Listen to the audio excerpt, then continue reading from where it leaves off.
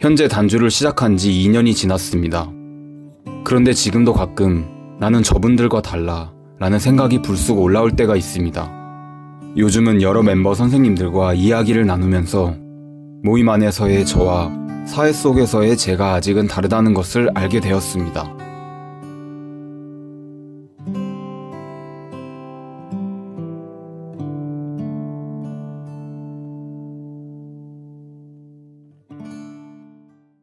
안녕하세요. AA에서 단주 중인 알코올 중독자 이입니다.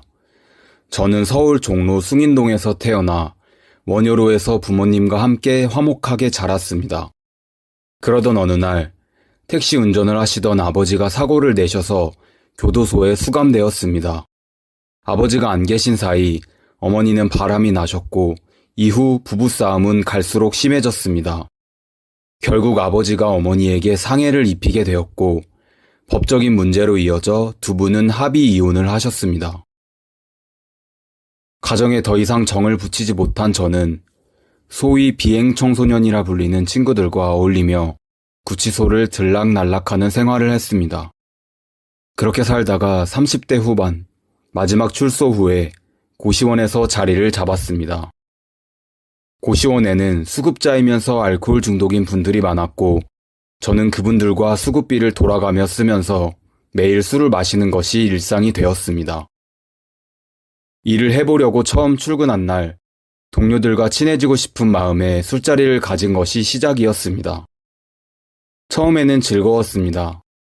그런데 시간이 지날수록 술을 마신 다음 날, 제가 무슨 말을 하고 어떤 행동을 했는지 기억하지 못하게 되었습니다. 블랙아웃이 시작된 것입니다. 아침에 눈을 뜨면 가장 먼저 전화기를 찾아 전날 밤 무슨 일이 있었는지 물어보는 것이 일과가 되었습니다. 동료들의 차가운 시선을 느끼며 병원도 다니고 알코올 중독 상담도 받아봤습니다.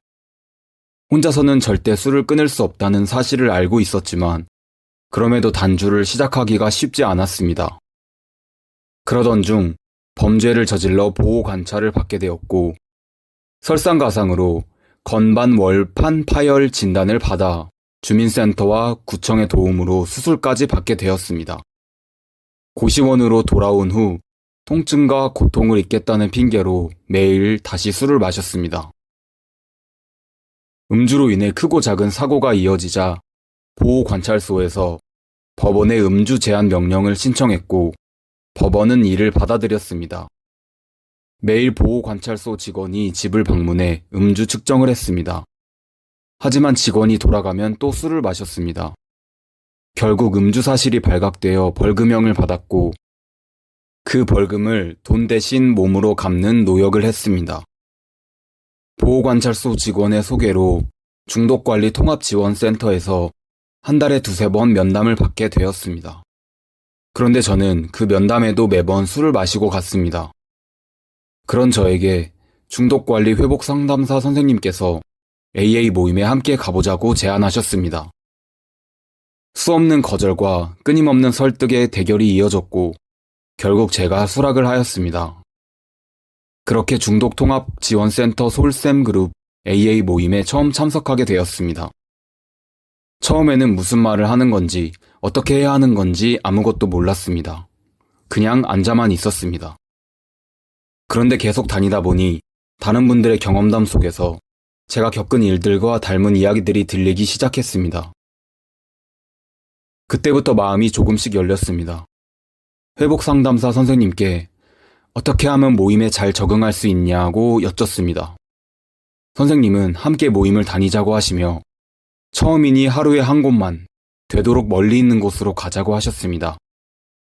이동하는 시간만큼 갈망을 느끼는 시간도 줄어든다고 하셨습니다.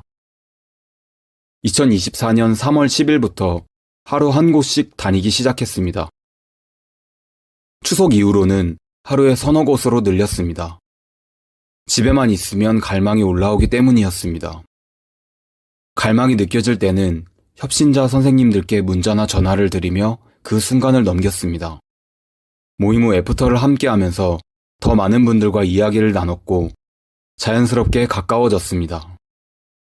저는 처음 사귀는 것에 어려움을 느끼지만 한번 친해지면 곧잘 어울리는 성격입니다. 그래서 그런지 애프터를 꾸준히 참석하자 멤버 선생님들과 많이 친해졌고 선생님들의 진솔한 이야기를 들을 수 있어서 좋았습니다.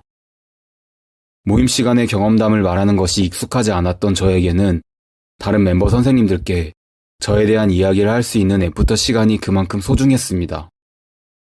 처음 AA 모임에 왔을 때 저는 다른 분들의 경험담에서 결점만 들었습니다. 그리고 속으로 이렇게 생각했습니다. 나는 저분들과 달라. 나는 아직 혼자서도 조절할 수 있어. 그런데 1단계를 공부하며 그 생각이 바로 마른 주정이고 알코올 중독의 정신이라는 것을 깨달았습니다. 단주를 오래 하신 분들이 재발하는 것을 직접 보면서 매일 모임에 나가야 하고 가능한 한 술자리를 피해야겠다는 결심을 새롭게 다졌습니다. 모임을 다니며 봉사도 맡게 되었습니다. 함께 봉사하는 멤버들과 자연스럽게 친해지고 이야기를 나누다 보니 소속감이 생겼습니다. 이 모임을 꾸준히 다녀야겠다는 다짐도 더 단단해졌습니다. 현재 단주를 시작한 지 2년이 지났습니다. 그런데 지금도 가끔 나는 저분들과 달라 라는 생각이 불쑥 올라올 때가 있습니다. 요즘은 여러 멤버 선생님들과 이야기를 나누면서 모임 안에서의 저와 사회 속에서의 제가 아직은 다르다는 것을 알게 되었습니다. 모임 안에 나와 사회 속의 내가 결국 같은 사람이 될 수 있도록 노력하고 있습니다. 들어주셔서 감사합니다.